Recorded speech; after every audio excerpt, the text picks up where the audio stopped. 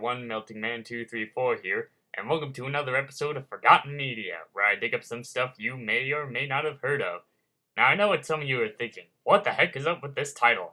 Thomas and the Magic Railroad, Director's Cut? Yes indeed, fans have stated this certain film to be the movie that was supposed to be.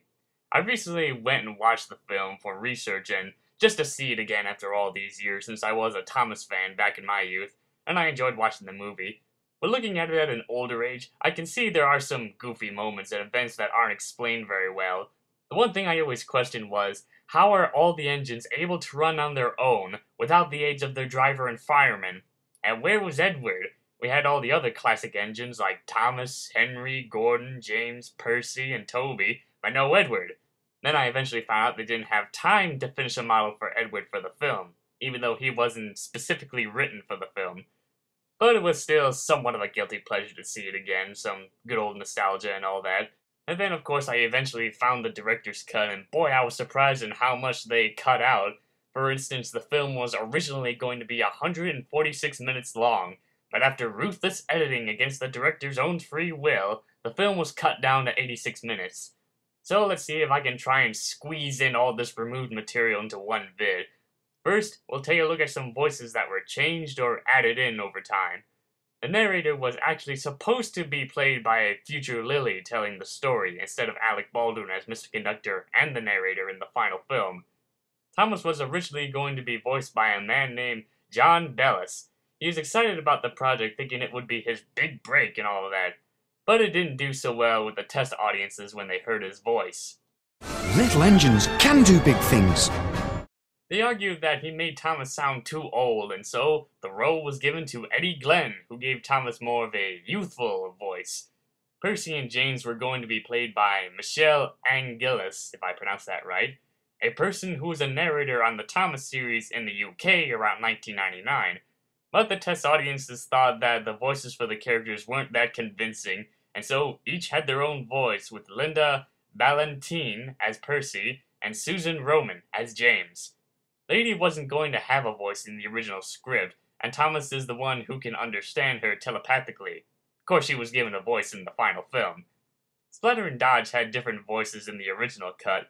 There's not much info on them, but I know one of them sounded like Eric Idle. Now that would have been funny.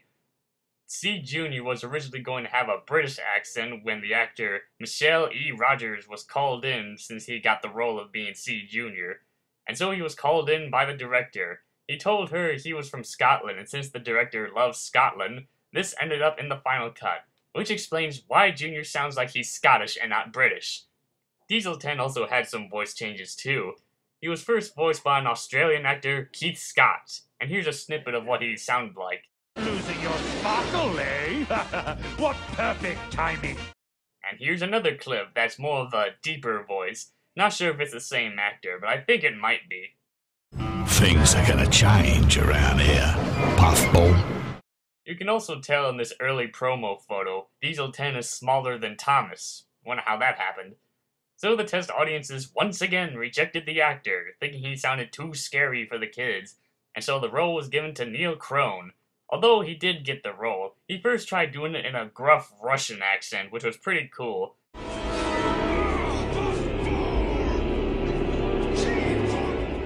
But the test audiences thought he was being offensive, and so he gave the character more of a New Jersey accent in the final film. I'm gonna destroy her and dominate you, and then you'll be nothing but useless scrap. Now let's talk about characters who were removed from the film. First is Cranky the Crane. Yeah, he was going to have more of a silent appearance in a few scenes for comic relief before they cut them out. One of the surviving storyboards I was able to find shows Diesel 10 showing his anger by crushing canisters of barrel full of oil with his claw pinchy. So as he explains the next part of his plan, Cranky lifts up the load, only to have the oil can spill all over Diesel.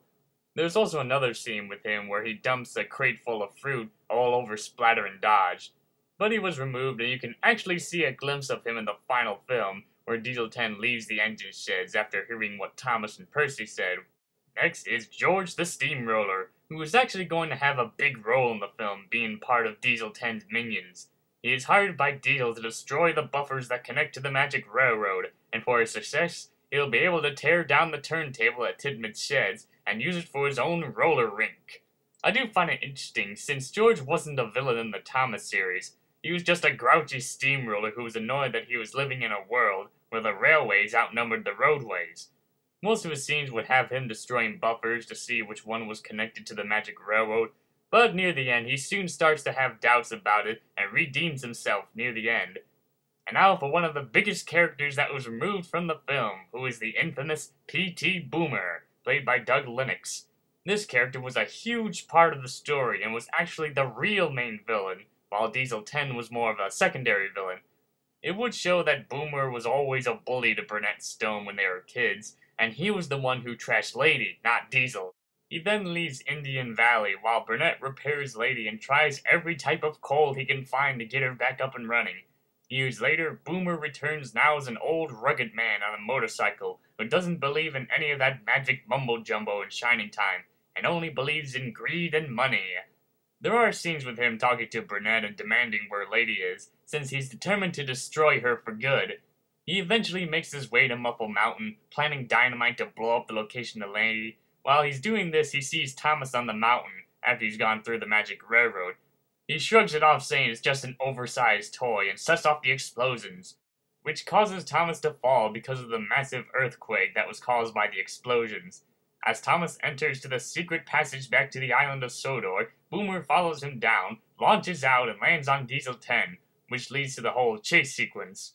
There's also some scenes in the chase of Burnett and Boomer talking like the whole, "No you won't, because the magic you refuse to believe in will get the better of you," was aimed more at Boomer and not Diesel, which makes more sense. And of course, Boomer and Diesel meet their demise after falling off the viaduct and into the cargo full of sludge. The test audiences thought he was too scary, and so P.T. Boomer was removed along with a chunk of the plot that would have given the film some grit. The main villain role was given to Diesel 10, while several scenes were altered, redubbed, or removed completely. One of these edits is a scene where Billy and Stacy are talking about a drawing by Burnett when he was a kid. You can see Billy is holding some flowers, which came from a scene where Boomer knocks over a flower pot, smashes it, and Billy gives Stacy the flowers, saying that they were knocked off. Another scene has the whole "much senses danger," which was aimed towards Boomer. But since these scenes were edited or removed, they didn't give much of an explanation in the final film. But Boomer managed to somewhat be in the final cut in some way. The scene with Burnett and a lost biker was supposed to be Burnett and Boomer talking. Of course, this was all redubbed in the final cut.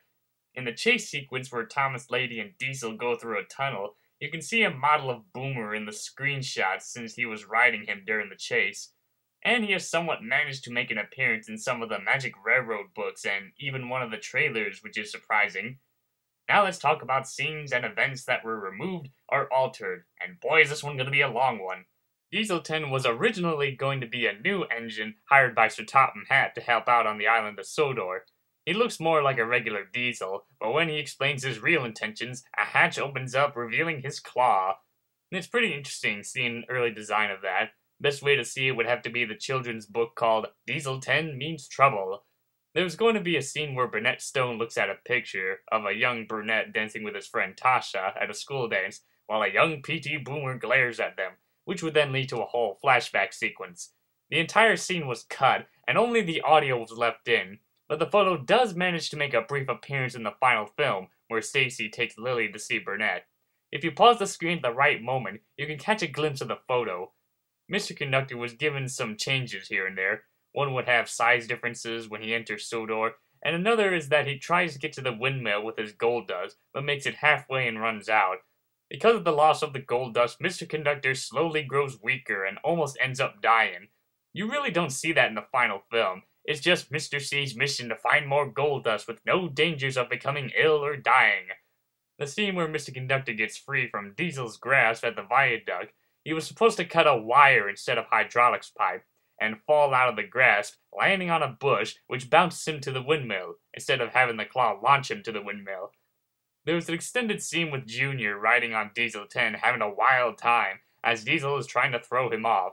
Well, if that's the case, why couldn't he just get pinchy and throw him off instead of speeding down the line to throw him off? Then there's the scene called Summer Sunday. It's just a small scene that was cut out showing Junior taking a sip from his sundae, only to have it splash all over him. Out of all the stuff that was cut, this scene happens to be the only deleted scene to make it onto the DVD version of the film. In the scene where Thomas and Lily head on over to the Magic Railroad, one idea is that they see the coal truck, head for Muffle Mountain, and then head back to get the coal truck. Another scene had Lily fall off of Thomas and lands near the coal truck, and Thomas goes back to pick up Lily and the coal truck and continue on to Muffle Mountain. While I'm on that subject, there was going to be a scene with Patch and his horse going through the Magic Railroad to get the coal truck. His horse would somehow have gold dust on his hooves to help guide its way through the tunnel. Of course, this scene wasn't featured, and so we just imagined that Patch and his horse got the coal truck for Burnett. Splatter and Dodge would be defeated more properly. One scene had them pester George to destroy the buffers, but George redeems himself and tells them to destroy it themselves. And so they charge towards the buffers, only to ram right into each other, which causes them to be derailed off the tracks. Another idea had Junior try to push a boulder towards them, but is too weak to do it. And so with the help of George the Steamroller, he pushes the boulder, making the two Diesels run for their lives, only to ram right into a buffer while the boulder blocks the front. If one of these scenes were featured in the film, it would have given Splatter and Dodge a better excuse in not helping Diesel out at the end, instead of just saying, "We're not gonna help you because we said so. Yeah, we're pointless characters and we're not gonna be in any other Thomas features after this." The defeat of Diesel 10 and Boomer would have more of a deadly demise, by turning into sludge after they fall into the cargo, or magically disappear with the aid of some magic by C. Jr. If any of these scenes were in the final film, then I'm sure Diesel 10 probably wouldn't be featured in any other Thomas media like Calling All Engines, Day of the Diesels, and so on.